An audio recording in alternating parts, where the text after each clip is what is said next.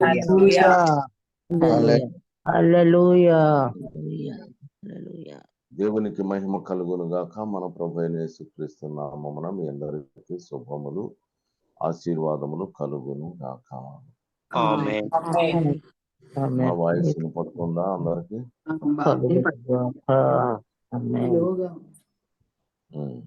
వినపడుతున్నా. Right. మనం ఈ దినాన కీర్తన 119వ అధ్యాయము 2వ వచనాన్ని మనము చదువుకుందాం.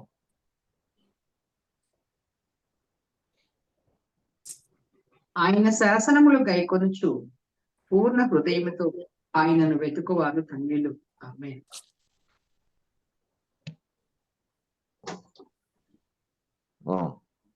మూడు కూడా చదవమ్మా. వారు ఆయన మార్గములలో నడుచుకొనుచు ఏ పాపమును చేయరు. దేవునికి మహిమ కలుగును గాక. ఇక్కడ పూర్ణ హృదయముతో అని రాయబడింది. మీరు పూర్ణ హృదయముతో ఏం చేయాలి? ఆయనను వెతకాలి. ఆయనను వెదకాలి. వెదికితే మీరు ధన్యులు అన్నారు. ఇది గ్రహించాలి. పూర్ణ హృదయముతో. ఇర్మియా 29వ అధ్యాయము 13వ వచనాన్ని ఒకసారి చదవండి. ఇక్కడ చేయబెట్టుకోండి.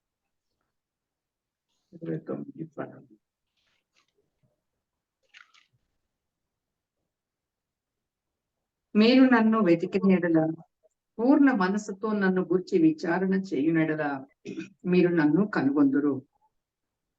ఇక్కడ ఏమన్నాడు? పూర్ణ మనసు. ఇక్కడ హృదయం. ఈ రెండిటికి ఉన్న తేడా మీకు తెలుసు. దేవునికి మహిమ కలుగును గాక. కాబట్టి ఇక్కడ పూర్ణ మనస్సుతో నన్ను వెదకాలి, విచారణ చెయ్యాలి. అప్పుడు మీరు నన్ను కనుగొందురు. దేవునికి మహిమ కలుగును గాక. పూర్ణ హృదయంతో గనక మీరు వెతికితే మీరు ధన్యులు. మీరు ధన్యులు. రెండవది, పూర్ణ మనస్సుతో నన్ను గూర్చి విచారణ చేయాలి, వెదకాలి. అప్పుడు మీరు నన్ను కనుగొందురు. ఈ రెండిటిలో కూడా పూర్ణమైన అనేటువంటి పదం ఉపయోగించబడింది. మీరు ఆయనను వెదకేటప్పుడు కంప్లీట్ గా వేరొక ఆలోచన గాని, వేరొక తలంపులు గాని, వేరొక ఏదైనా సరే ఆయన సన్నిధిలో మీరు ఉన్నప్పుడు వేరొక ఆలోచన ఏదైనా మీలోనికి రాకూడదు. అది వచ్చింది అంటే మీరు పూర్ణమైనటువంటి విధానంలో, పూర్ణమైన మనస్సుతో గాని, పూర్ణమైన హృదయంతో గాని మీరు ఆయనను వెదికే వాళ్ళుగా ఉండరు. గమనించండి. మనస్సు ఏం చేస్తుంది? తలంపులు, ఊహలు అనేటువంటివి మీలో కలుగజేస్తుంది. తలంపులు వస్తాయి, మనసు ఊహలు వస్తాయి. హృదయం ఏం చేస్తుంది? దురాలోచనలు అనేకమైనవి మీలో కలుగజేస్తుంది. కాబట్టి హృదయములో నుంచి బయటికి వచ్చి మనిషిని అపవిత్రపరుస్తున్న వాటిలో మొట్టమొదటి లక్షణం ఏంటి? దురాలోచనలు. కాబట్టి ఏదైనా దురాలోచన మీలోనికి వచ్చింది అంటే మీరు వెదకుచున్న సమయంలో మీరు పూర్ణమైనటువంటి హృదయంతో మీరు వెదకటం లేదు అనేటువంటిది మీకు అర్థం అవ్వాలి. మరి ఆ పరిస్థితులలో మీరు దేవుని కనుగొంటారా? అందుకనే మీ హృదయము అనేటువంటిది పూర్ణముగా ఆయనను నేను చూడాలి, ఆయన యొద్ద నేను విచారణ చెయ్యాలి. ఆయన మహిమను నేను చూడాలి. మోషే గారు ఏం చేస్తున్నారట? ఆయనను తేరిపార చూస్తున్నాడు. నా సేవకుడైన మోషే నాతో, నేను అతనితో ముఖాముఖిగా మాట్లాడతాను. అతను జాగ్రత్తగా ఆయన్ని పరిశీలిస్తూ, అంటే పూర్ణమైన హృదయము. కాబట్టి మనస్సేమో తలంపులు, ఊహలు అనేటువంటి నీలో కలగజేస్తుంది. నువ్వు ఆయన సన్నిధిలో పూర్ణంగా కూర్చోవాలని కూర్చున్నావు. కాసేపు దేవుణ్ణి స్తుతించావు, వెంటనే నీకు అనేకమైన ఊహలు కలుగుతున్నాయి, తలంపులు కలుగుతున్నాయి. పోయింది. ఇంక నువ్వు ఎంతసేపు ప్రార్థన చేసినా ఉపయోగము లేదు. నువ్వు ఆయన కనుగొనలేవు. కాబట్టి క్రీస్తునందు ప్రియ సహోదరి సహోదరులారా, గ్రహించండి, మీ మనస్సు పూర్ణంగా ఉండాలి, మీ హృదయము కూడా పూర్ణంగానే ఉండాలి. ఆ రెండు మీరు స్వాధీనములో ఉంచుకోవాలి. దేవునికి మహిమ కలుగును గాక. అప్పుడు మీరు వెతకాలి. మీరు ఎప్పుడైతే మీ పూర్ణమైన హృదయము, పూర్ణమైన మనస్సు కలిగినటువంటి వాళ్ళుగా ఉండి అప్పుడు ఆయన గనక మీరు వెతికితే, అప్పుడు మీకు మీ పట్ల ఆయన దయ చూపించేటువంటి వాడుగా ఉన్నారు. విలాప వాక్యమును 3వ అధ్యాయము 25వ వచనాన్ని చూడండి. తన్ను ఆశ్రయించిన వారి ఎడల యెహోవా దయాళుడు, తన్ను వెతుకు వారి ఎడల ఆయన దయ చూపువాడు. తన్ను వెదకు వారి ఎడల ఆయన దయ చూపించేటువంటి వాడు. దయగలిగిన దేవుడు, ఆయన కృపావాత్సల్యములు కలిగిన దేవుడు, సర్వశక్తి కలిగినటువంటి దేవుడు. భూమి ఆకాశ మహాకాశములను అందున్న సమస్తమును నీ కొరకు సృజించినటువంటి వాడు, నిన్ను సృజించి నిర్మించినటువంటి వాడు, నిరంతరము నిన్ను ఆయన దూతలను ఆజ్ఞాపించి కాపాడుచున్నటువంటి వాడు. ఆయన దయ అపారమైనటువంటి దయ కలిగిన వాడు ఆయన. కాబట్టి నీకు ఆయన దయ కావాలి అంటే నీవు ఆయనను వెతకాలి.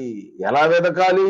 నీ పూర్ణమైన మనస్సుతో వెతకాలి, నీ పూర్ణమైన హృదయముతో నీవు ఆయనను వెతకాలి. ఎప్పుడైతే ఆయన నీకు దయ చూపిస్తాడో అప్పుడు నీకు ఫలము లభిస్తుంది. హెబ్రీయులు రాసిన పత్రిక 11వ అధ్యాయం 6వ వచనం చదివితే అక్కడ, విశ్వాసము లేకుండా దేవునికి ఇష్టుడై ఉండుట సాధ్యం. దేవుని యొద్దకు వచ్చువాడు ఆయన ఉన్నాడనియు తన్ను వెతుకు వారికి ఫలము దయచేయను కదా. ఆమేన్. వెదకు వారికి ఫలము దయచేయవాడని నమ్మవాలి. ఫలము దయచేసేటువంటి వాడు. దేవునికి మహిమ కలుగునుగాక. కాబట్టి నీ పూర్ణ మనస్సుతో, నీ పూర్ణ హృదయముతో నీవు ఆయనను వెతకినట్టయితే ఆయన నీ పట్ల దయ చూపించేటువంటి వాడుగా ఉన్నాడు. ఆయన నీకు ఫలము ఇచ్చేటువంటి వాడుగా ఉన్నాడు. అంతేగాని నీవు వెతికేటప్పుడు గొప్ప వాటిని వెతకవద్దు.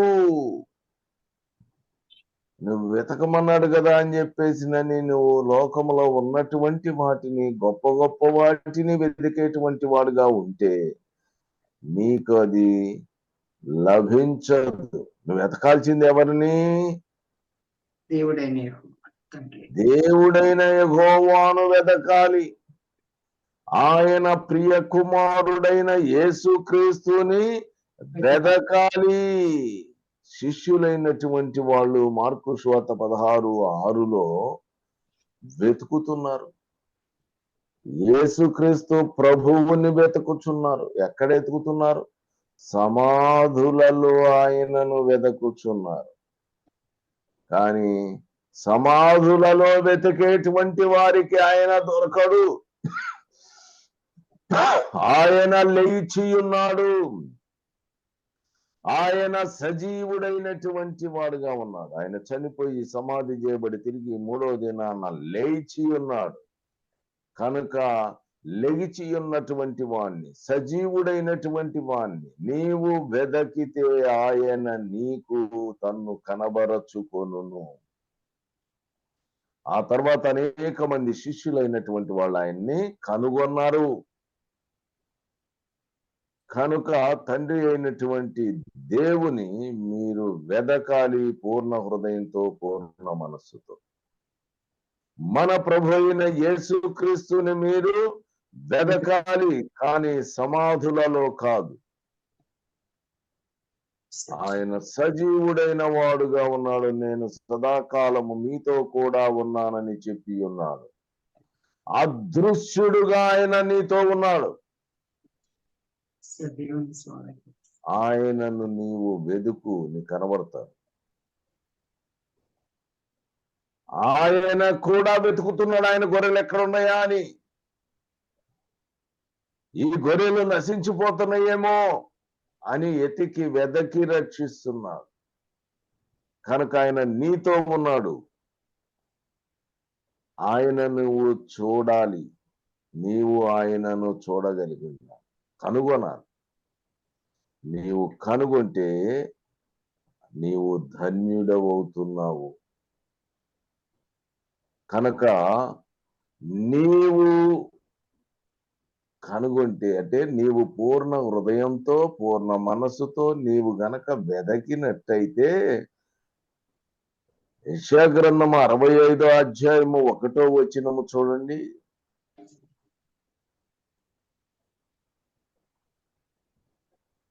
నా యుద్ధ విచారణ చేయని వారిని నా దర్శనమునకు రానిచ్చితిని. నన్ను వెదకని వారికి నేను దొరికితిని. నేను అసలు మనం ఆయన యుద్ధ విచారణ చేసేటువంటి వాళ్ళమే కాము. అన్య జనులుగా ఉన్నటువంటి మనల్ని ఆయన ఎలో చేశాడు. ఎలో చేసి ఇప్పుడు ఆయన మనకి దొరుకుతున్నాడు. కాబట్టి ఆయన మనకు దొరుకుతున్నాడు. దేవునికి స్తోత్రము కలుగును గాక.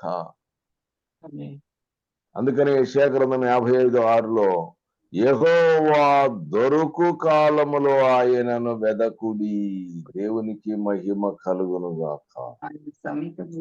ఇదిగో ఆయన సన్నిధి మనతో ఉన్నది, ఆయన మనతో ఉన్నాడు. మరి విశేషముగా ఈ గ్రూపులో ఆయన ఉన్నాడు. మీరు ఆయన్ని వెతకండి,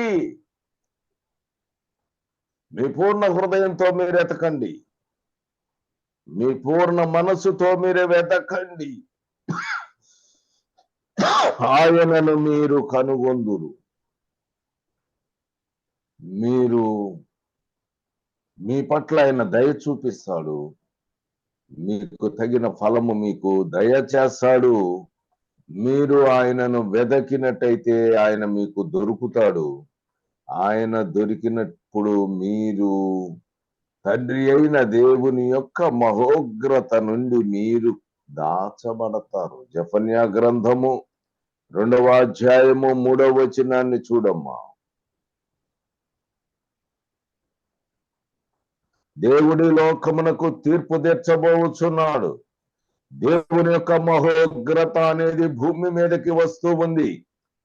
ఈ భూమి మీద ఆయన ఉగ్రత వచ్చినప్పుడు ఎవరు నిలవలేరు ఆయన సన్నిధిలో.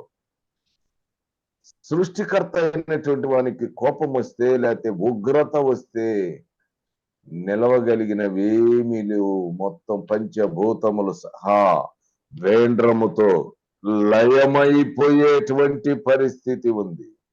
ఇప్పుడు సూర్యుడు కొంచెము వేడెక్కితేనే తట్టుకోలేని స్థితిలో ఉన్నావు నీవు. చలి ఎక్కువైతేనే నువ్వు తట్టుకోలేని పరిస్థితిలో ఉన్నావు. గాలి ఎక్కువైతే కూడా తట్టుకోలేవు, అసలు లేకపోతే తట్టుకోలేవు. సమస్తము అన్నిటికీ భయపడుతూనే జీవిస్తూ ఉన్నావు నీవు. సర్వశక్తి కలిగిన దేవునికి కోపం వచ్చినప్పుడు నీవు ఏమైపోతావు? ఆ విషయాన్ని నువ్వు గుర్తెరగాలి. కానీ కృప కలిగిన దేవుడు నీకు ఒక అవకాశం ఇచ్చాడు. ఆయన దొరుకు కాలం ఇది. ఈ కాలంలో నీవు ఆయనని పూర్ణ హృదయంతో పూర్ణ మనస్సుతో నీవు ఆయన్ని వెదకు, ఆయన యొద్ద విచారణ చెయ్యి. ఆయన సన్నిధి ఇక్కడ ఉన్నది, నీవు విచారణ చెయ్యి. ఆయనను నువ్వు కనుగొంటావు, ఆయన నీకు దొరుకుతాడు, ఆయన నీ పట్ల దయ చూపిస్తాడు, నీకు ఫలము దయచేస్తాడు.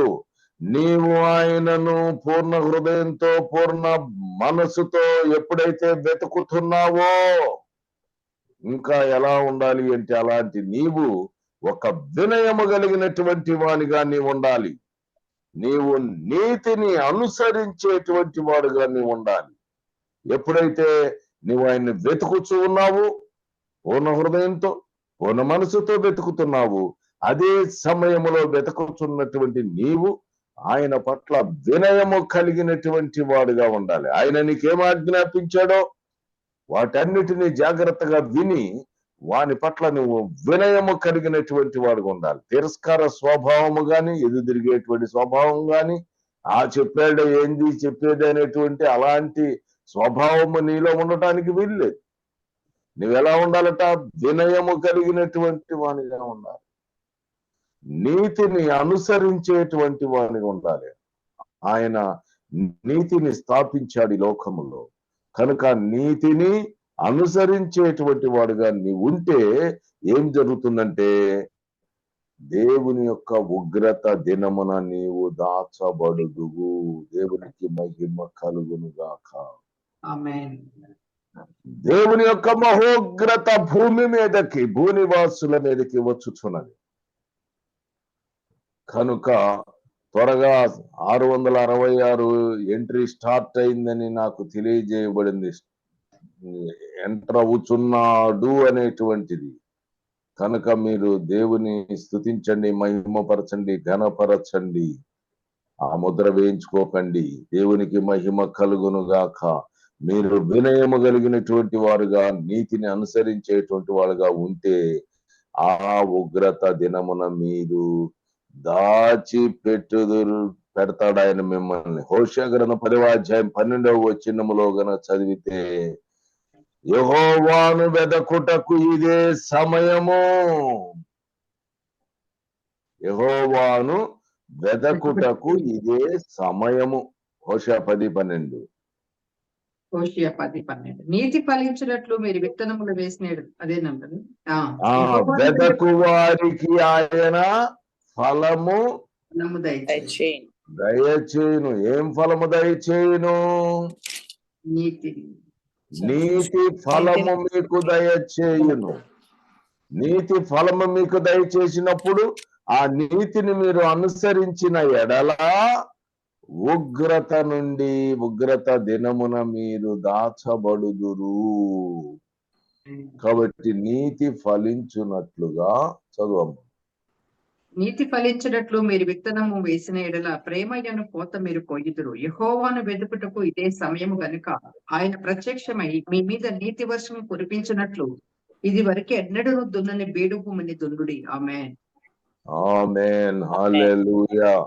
ఇది వరకు ఎప్పుడు మీ భూమిని దున్నలేదు, ఇప్పుడు దాన్ని దున్నండి. ఇప్పుడైనా నీతి అనేటువంటి వర్షమును మీ మీద కుమ్మరించబోతున్నాడు. నీతి ఫలింపు అనేటువంటిది ఆయన మీకు దయచేయబోతున్నాడు. ఇది ఎవరికంటే వెదకు వారికి. ఈ వెదికే వాళ్ళు పూర్ణ హృదయంతో పూర్ణ మనస్సుతో వెదికే వాళ్ళు, వాళ్ళు వినయము కలిగినటువంటి వాళ్ళుగా వెతికేవాళ్ళు. ఆయన తగిన ఫలం ఇస్తానని చెప్పాడు కనుక నీతి అనే ఫలాన్ని మీకు అనుగ్రహిస్తున్నాడు. ఆ నీతి ఫలమును మీరు కనుక అనుసరించినట్టయితే దేవుని మహోగ్రత దినమున మీరు దాచబడుతున్నారు అని చెప్పబడింది. కాబట్టి మీరు ఇదే సమయము, ఈ సమయంలో మీరు ఆయనను వెదకేటువంటి వాళ్ళుగా మీరుండాలి. దేవునికి మహిమ కలుగునుగాక.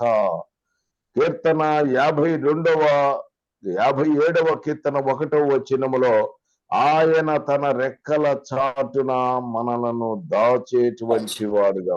చదవమ్మా. 52:1. 57:1. నన్ను కరుణింపుము దేవా, నన్ను కరుణింపుము. నేను నీ శరణజొచ్చి ఉన్నాను. ఈ ఆపదలు తొలగిపోవు వరకు నీ రెక్కల నీడన శరణజొచ్చి ఉన్నాను. ఆమేన్. కాబట్టి ఉగ్రత దినమున నీవు దాచబడుతావు. ఎక్కడ దాచబడుతున్నావు? ఆయన రెక్కల చాటు. ఆయన రెక్కల చాటున నిన్ను దాస్తూ ఉన్నాడు. దేవునికి మహిమ కలుగునుగాక.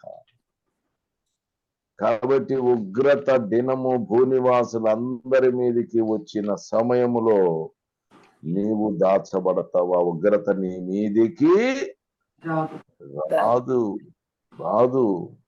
అప్పటి వరకు నీవు దాచబడతావా? దినము తీరిపోయేంత వరకు కూడా నువ్వు దాచబడతావు. యెషయా గ్రంథము 2వ అధ్యాయము 10వ వచనము. యెహోవా భీకర సన్నిధి నుండి, ఆయన ప్రభావ మహత్యము నుండి బండ బీటలోనికి దూరము, మట్టిలో దాకియుండు. ఆమేన్. యెహోవా భీకర సన్నిధి నుండి, ఆయన ప్రభావ మహత్యము నుండి నువ్వు ఎక్కడ దూరాలి? బండ బీటలోకి దూరు, మంటిలో దాగి ఉండము. దేవునికి మహిమ కలుగునుగాక. ఆ బండ ఎవరు? ప్రభు అయిన యేసుక్రీస్తు. కానీ ఆయన బీటలోకి నీవు దూరాలి. ఆయన యందు నీవు ఉండాలి. క్రీస్తు యేసునందు నీవు ఉండినప్పుడు నీవు దాచబడతావు. క్రీస్తునందు మృతి పొందిన వారు మొదట లెగుతురు. ఎక్కడి నుంచి? మట్టిలో నుంచి. కాబట్టి ఆ మట్టిలో ఆయన నిన్ను దాచి పెడుతున్నాడు. దేవునికి మహిమ కలుగునుగాక. హల్లెలూయా. కాబట్టి మీరు యెహోవాను వెతకండి, పూర్ణ హృదయంతో వెతకండి, పూర్ణ మనసుతో వెతకండి, వినయము కలిగిన వారై వెతకండి. నీతి అనే ఫలము మీకు అనుగ్రహిస్తాడు. ఆ నీతి ఫలమును మీరు అనుసరించాలి. అప్పుడు మీరు ఉగ్రత నుంచి తప్పించబడతారు. మీ మీద ఆయన దయ కలిగిన వాడు దయ చూపిస్తున్నాడు. మీరు ధన్యులు. 1000 సంవత్సరాల పరిపాలనలో మీరు పాలు పొందేటువంటి వాళ్ళుగా ఉన్నారు. మీరు సమాధులలో వెతకకండి, గొప్ప వాటిని వెతకకండి, యేసుని వెతకండి. ఆయన మీకు ప్రత్యక్షమగును. ఆయన దొరుకు కాలములో మీరు ఆయన్ని వెతకండి. ఆయన దొరుకు స్థలమునకు మీరు రండి. ఈ గ్రూపులో ఆయన సన్నిధి ఉంది. ఆయన మీకు తన్ను తాను ప్రత్యక్షపరచుకొనును. దేవుడిటి కృప మీ అందరికీ దయచేయునుగాక. ఆమేన్. ఆమేన్. హల్లెలూయా. హల్లెలూయా. హల్లెలూయా. పూర్ణ హృదయముతో